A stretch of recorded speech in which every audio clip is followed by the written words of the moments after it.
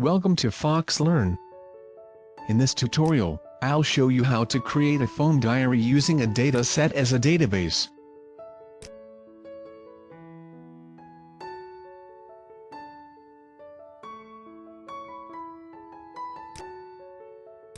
Right-click on your project, then add a dataset to your project.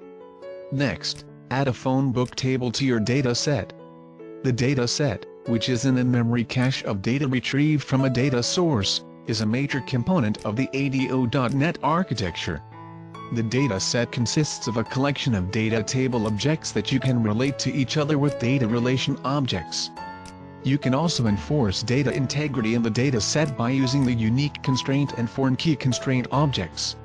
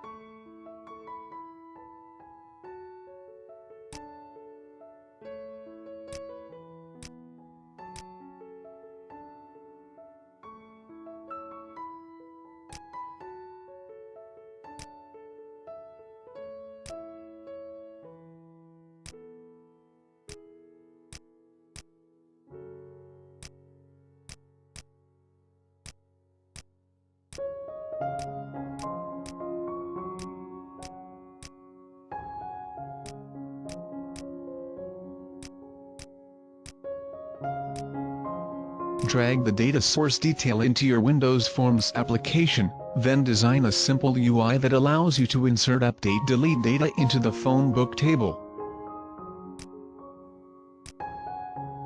As you can see, binding source control is automatically created when you drag data fields into your Windows Forms application. The binding source component is designed to simplify the process of binding controls to an underlying data source. The binding source component acts as both a conduit and a data source for other controls to bind to. It provides an abstraction of your form's data connection while passing through commands to the underlying list of data. Additionally, you can add data directly to it, so that the component itself functions as a data source.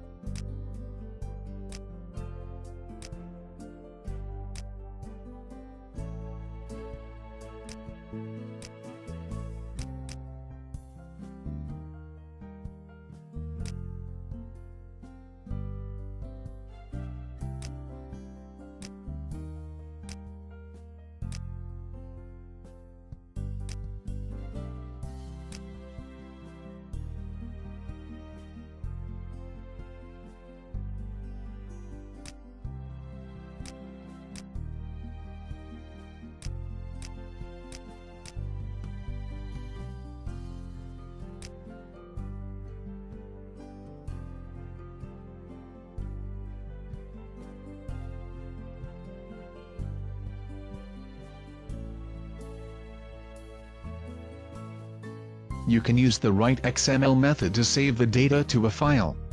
The write.xml method provides a way to write either data only, or both data and schema from a dataset into an XML document, whereas the write.xml schema method writes only the schema.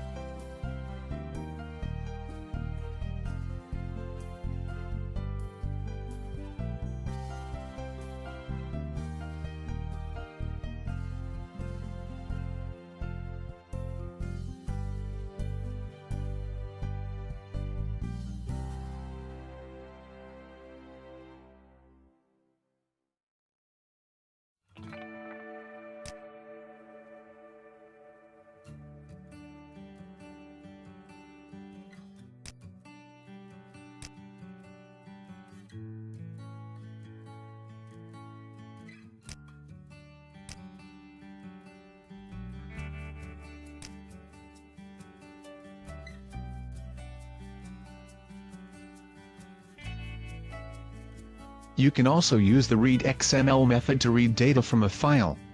The read.xml method provides a way to read either data only, or both data and schema into a dataset from an XML document, whereas the read.xml schema method reads only the schema. The filter property allows you to view a subset of the data source. Only underlying lists that implement the binding list view interface support filtering. To form a filter value, specify the name of a column followed by an operator and a value to filter on. The accepted filter syntax depends on the underlying data source. The value of the filter property affects the value of the count property. Additionally, the filter value will persist when the data source changes.